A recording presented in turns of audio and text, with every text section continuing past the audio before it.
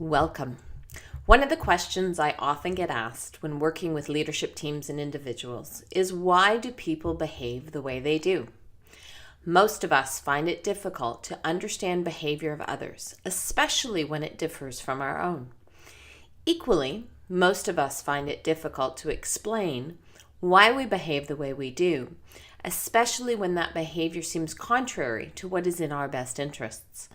In this webinar, I will explore the true drivers of our behavior and how an understanding of our brain provides us with critical insight that supports our development personally and professionally so that we may achieve our potential. My name is Heather Hilliard. I am the co-creator of the Striving Styles Personality System and co-author of the book, Who Are You Meant to Be? For the past 25 years, I have worked with organizations and individuals to shift behavioral patterns that get in the way of achieving the results people want and of achieving their potential. We as human beings have come a long way in understanding how our brain functions. However, few of us truly understand who we are meant to be. We seek instead to try to figure out what we are meant to do. We have it backwards. In order to truly understand our nature and our true potential, it is critical to understand the mechanics of our minds, our emotions, and the impact of our psychological needs on our behavior, both when those needs are being met and when they are being frustrated. It is said that at the moment of our birth, each of us has an awareness of our potential and an idea of who we are meant to be.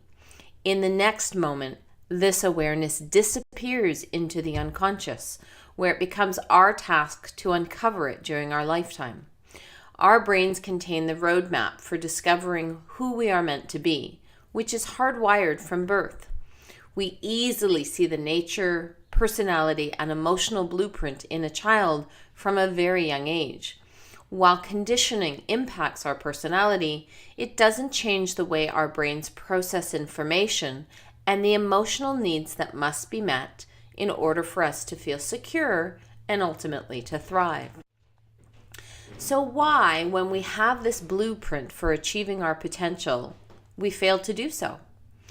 Many people lack self-awareness and aren't really even acquainted with their potential. In our extroverted society, we tend to focus more on what's outside of us to affirm our self-esteem and tell us what we should be doing and behaving. For hundreds of years, we believed the key to happiness was using our rational brain while ignoring and controlling our emotions. We now know that our ability to self-actualize lies in our ability to experience and use our emotions.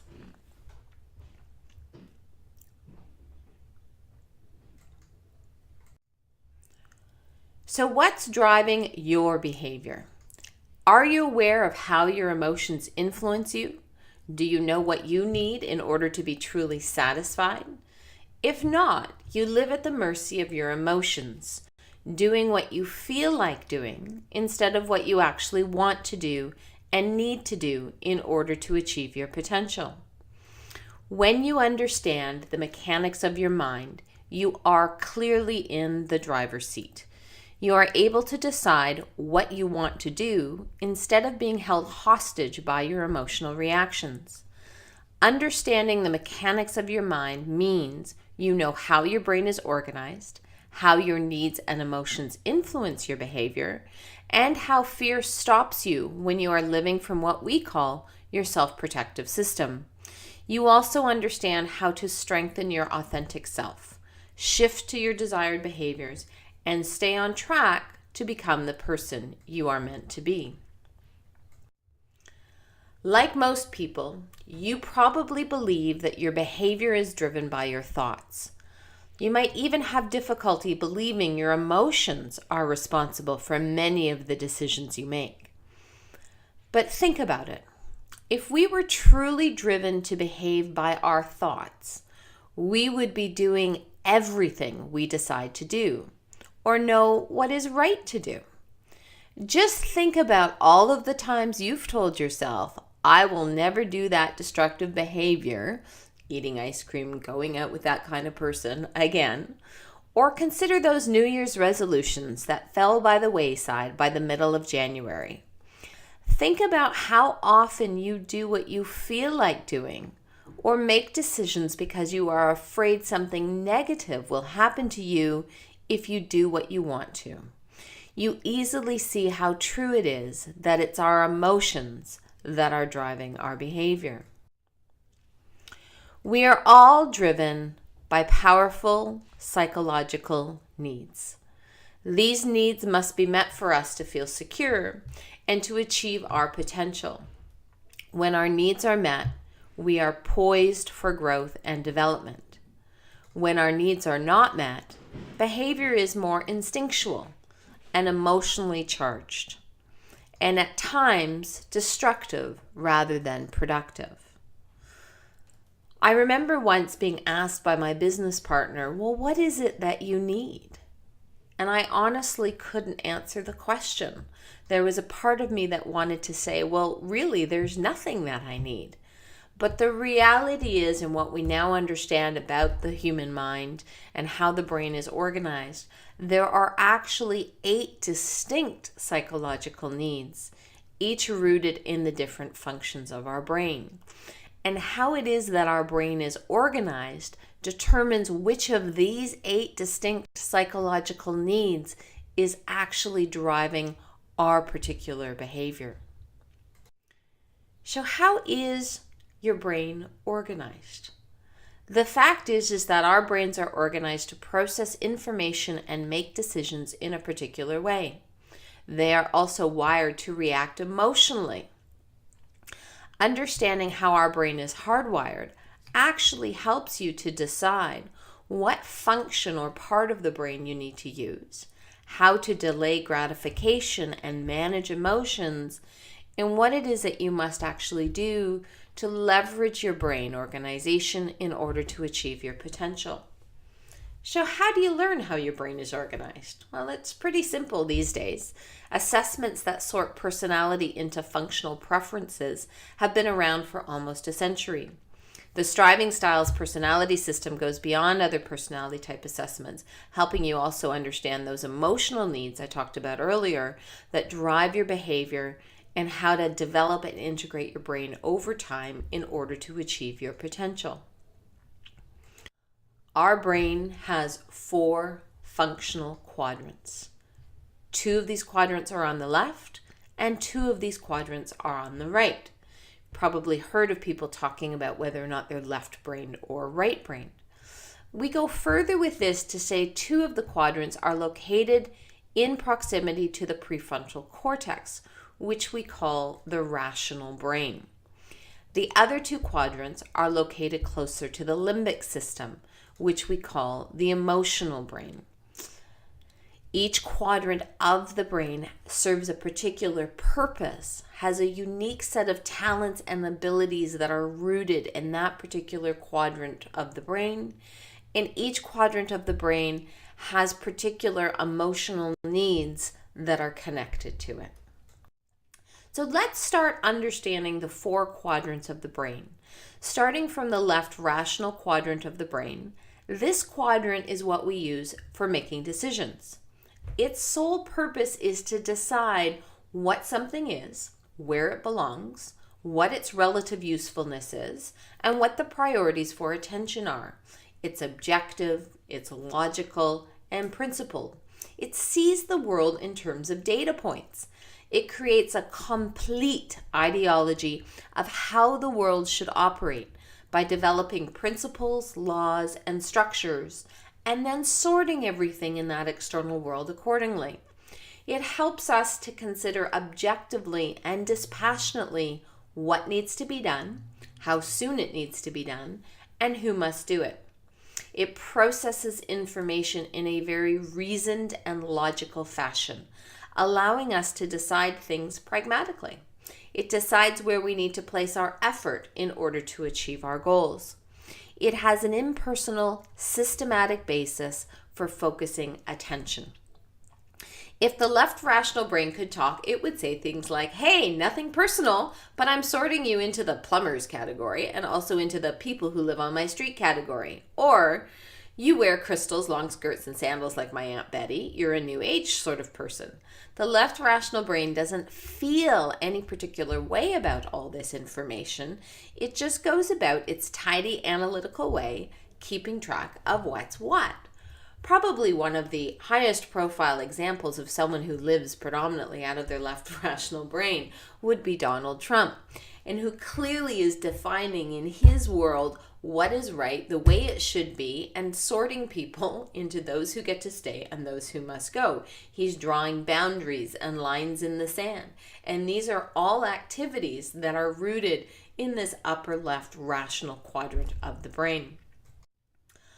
On the other side, the goal or purpose of the right rational brain is to imagine, to conceptualize, and to synthesize information, and experiences, bringing it all together in order to figure out how it all fits. It produces awareness of what is possible or what might be by processing and integrating information and experiences and bringing them together into a holistic concept or vision for the future.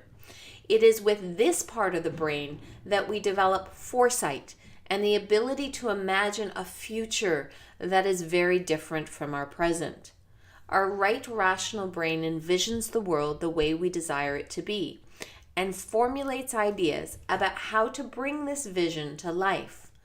The right rational brain is optimistic, it's hopeful, so it can help us to see our way out of difficult situations and to approach new activities with a fresh, open-minded attitude.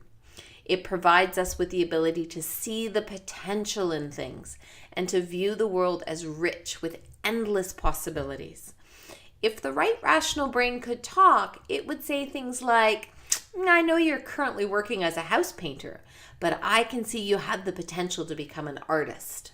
Or, my mother gave me this great tablecloth, but I saw the potential for it to be a part of the quilt that I am making. Nothing is static and always has the potential to be more than it currently is for this particular part of the brain. A great example of someone who lives out of this part of the brain is Oprah, who's always envisioning something new and something more. And if we watch the pattern of her career going from being as a news reporter, television reporter, through to having her own show, magazine, her own network, and the work that she does and the kinds of things she brings to the table for people is that experience of what's possible for you, what's your potential, how do we achieve more than what we have today. And so this is a great example who's someone who is rooted in the right rational quadrant of the brain. Continuing along clockwise, we'll talk about the right emotional quadrant. Now, the goal or purpose of this particular part of the brain is to have emotional experiences. It can produce emotions about what is going on in the present, as well as retrieving stored emotionally charged memories from the past. This quadrant decides what value something has or doesn't have. In other words, it figures out whether we like something or not. It compares and judges what is being experienced and generates feelings about it based on those judgments. Because we are all attracted to and repelled by different things, this subjective valuing is unique to each person. One person hearing the song White Christmas can activate happy feelings of nostalgia, while another it could bring tears of remembered pain and sadness. The right emotional brain doesn't know why the songs make us happy or sad, although this information may be held elsewhere. It only knows what it feels. This quadrant tends to believe something is true because it feels that it is true, despite fact-based evidence to the contrary. It fulfills its mandate by recreating feelings that were experienced in the past. Great examples of individuals, high-profile individuals who have the right emotional quadrant as their predominant are Nelson Mandela and Princess Diana. So finally, moving on to the left emotional brain, this is the most mechanistic of the 4 brain quadrants. This means it does things in a fashion that is both impersonal and automatic. Its primary purpose is to experience physical sensations. It doesn't mind doing the same thing over and over and over again if the action is producing the desired sensations. It is present-oriented, focusing on what has to be done now and following instructions to the letter. Precise and procedural, it doesn't reflect on the why of things, only on the how. This quadrant is connected to the processing of positive emotions and relatively complex emotions. It is more objective in its emotional processing than the right emotional brain is, as its goal is to produce sensations, not feelings. It is more black and white when deliberating and tends to quickly filter out experiences that it labels bad. This quadrant also sequences activities so that things are done in a specific fashion. Like the athlete who practices the same activity over and over again to achieve a predictable result. The left emotional brain strives to recreate conditions that will bring familiar sensations. It is planful, linear, and deliberate. It can follow activity to the letter, not having to know what the final outcome is. Like the soldier following orders, it is comfortable with its role in performing the specific task without knowing what the big picture is all about. And just wrapping this one up, some really good high-profile examples of individuals that are rooted in this particular part of the brain. So each of us has access to all four of these quadrants, and that's why it's important to understand what these four quadrants are and what the role is that they play in our personality and ultimately in driving our behavior. It's important to understand which part of the brain we should be using for which activities, because it's the part of the brain that has the inherent talents and abilities rooted in it. However, at the time of birth, we are actually hardwired to prefer one of these four quadrants over the other three. In fact, one of these quadrants is considered to be 100 times more efficient than the other three because of the neural pathways that are laid down at the time of our birth. Now, the quadrant opposing or opposite our predominant will actually be the one that we have the greatest difficulty accessing, as there are no direct neural connections and we have to go through one of the other quadrants to get there. So in order to achieve our potential, we must build pathways to connect all four quadrants in order to access the talents and abilities rooted in our brain functions. Now, some of you may think that I should simply avoid activities that require me to use the opposing part of my brain. But let me give you an example of what this might look like. Going back to Oprah, who's had a very public struggle with her weight over the course of her career. And we've watched through the different phases of her career success as she has put on weight and taken it back off again.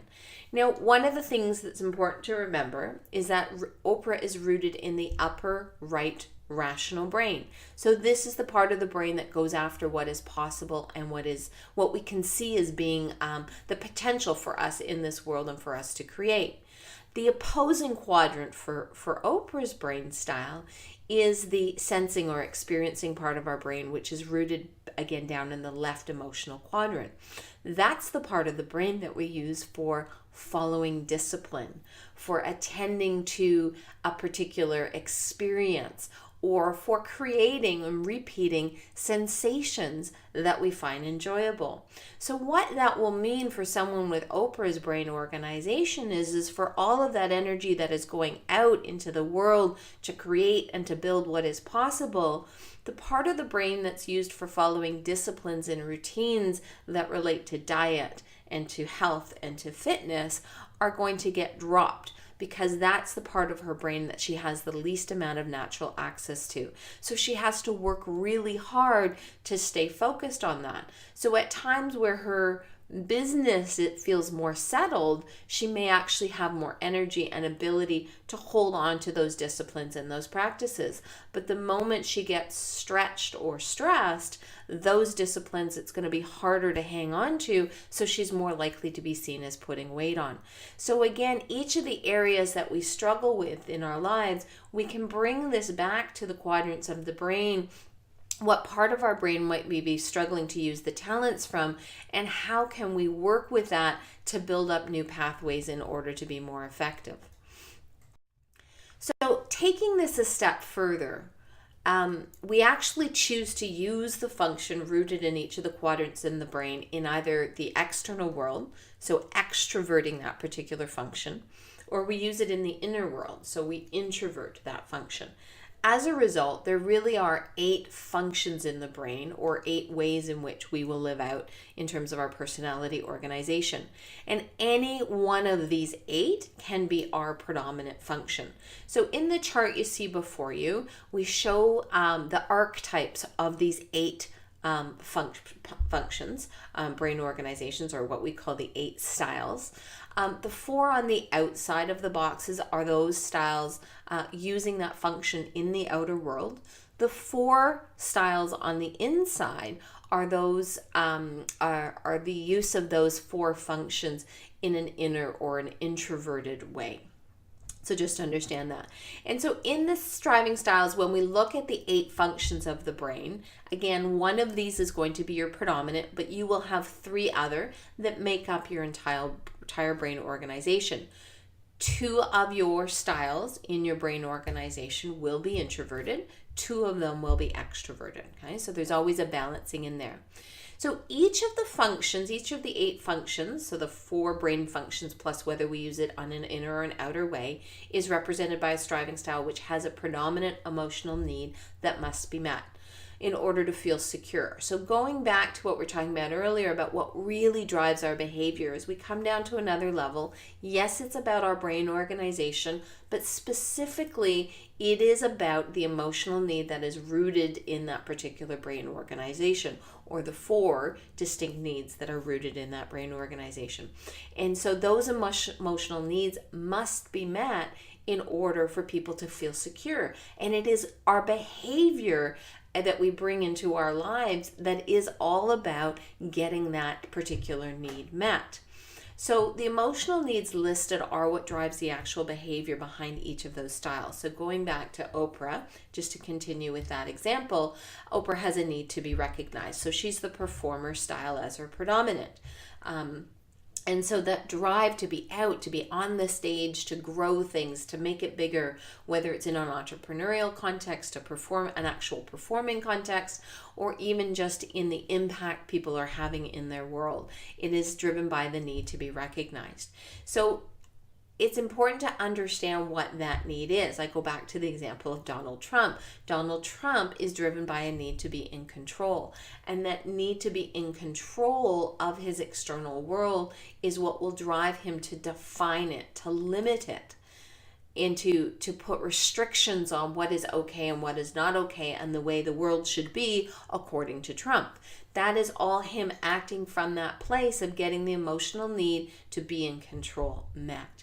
So when we look at the behavior of ourselves and the others, when we have this understanding of these 8 predominant or 8 innate psychological needs, we actually can really understand why it is people behave the way they behave. They are working to get these needs met. And sometimes we can work to get these needs met in a very productive manner, and in other times we can be very unproductive in our approach to getting these needs met. For example, someone who has the need to be connected, when we look at the socializer rooted in the lower right or the right emotional quadrant of the brain, they're driven by a need to be connected. When that need gets frustrated, they can disconnect from people because it's a way of connecting and disconnecting. They can also martyr themselves in order to be helpful and to be able to stay in the relationship. They can be overly adaptive, putting the needs of someone else ahead of their own, and become codependent in their relationships in order to keep that connection. or in a workplace context, they can put an emphasis, too much of an emphasis on being liked, which will actually get in their way, a way of effectively being able to lead and put the needs of the business ahead of their own need to be connected. So you can see that this connection between each of these needs and how it is that it really drives our behavior. As I said earlier, we all have 4 quadrants in our brains and are born hardwired to use or favor one quadrant over the other 3. The favored quadrant houses our predominant style. This quadrant operates significantly more efficiently and easily than the others, so we return to it again and again, further reinforcing it as the predominant function. When we use our predominant style, we learn faster and enjoy ourselves more in the process. To achieve our full potential, however, we need to learn to actively recruit the other 3 parts of our brain, and in so doing, we create a vital new neural pathways that will help us respond more flexibly to life's demands. Each of the members of our squad, as we refer to this foursome, has a biological mandate and a role it is meant to play based on the quadrant of the brain it resides in. If you understand the nature of the roles and to learn to appreciate the value each one brings to your personality, you will be in a much better position to coordinate activities among the 4 quadrants, thereby fully leveraging your squad, maximizing your capabilities, and becoming who you are meant to be. Depending on the brain quadrant where your predominant style resides, the strength of the connections to the adjacent associate styles will vary. The associate on your squad with the fewest neural networks attached to your predominant style will be most challenging to use, but also most necessary because it has a balancing role to play with your predominant style. Connections between the predominant style's quadrant and the other quadrants can be strengthened over time with attention and effort through experience, as we can build new neural pathways to our brains at any point in time. Knowing which associate style will be most powerful in any given situation and how to shift consciously to that style are critical steps towards optimizing our potential. For example, if you are a socializer with too many irons in the fire, you may begin to feel overwhelmed. It's time to shift to your intellectual, who is skilled at sorting through your activities and deciding which ones really deserve to be prioritized. The squad is meant to function as an alliance in order to create a solid and enduring foundation for the personality. Our brain has all of the hardware it needs to ensure this happens. It just needs us to live consciously or to consciously engage in our own development. Living our lives as the person we are meant to be becomes a reality when we use more than just one quadrant of our brain. Our potential for dealing with any situation demands becomes unlimited. Once we begin integrating all 4 of our striving styles, we are no longer limited to seeing ourselves and our world through a single lens. Achieving potential takes more than just an aha moment. It actually requires us to repattern our brains and shift from emotional-driven automatic behaviors that get in our way. The first step in developing behavior requires you to fully understand the mechanics of your own mind, your self-protective and self-actualizing behaviors. You want to make sure that your needs are getting met, and so that we're not living from our self-protective brain, which means we are ultimately being driven by our emotions. So really looking to develop your behavior to understand further why you specifically behave the way you do and what is your developmental path or roadmap for actually integrating and leveraging your whole brain in order to become who you are meant to be. The first step is always in really fully understanding the mechanics of your own mind.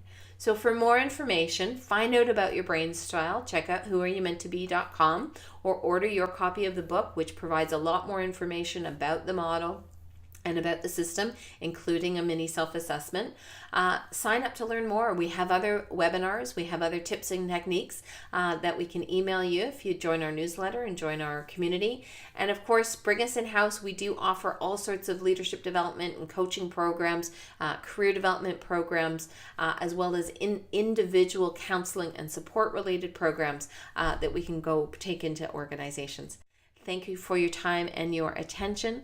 And again, there's lots of opportunities for you to increase your knowledge about your style and ultimately who you're meant to be, and get you on the path or your own roadmap towards your own development, whether it's personally or professionally.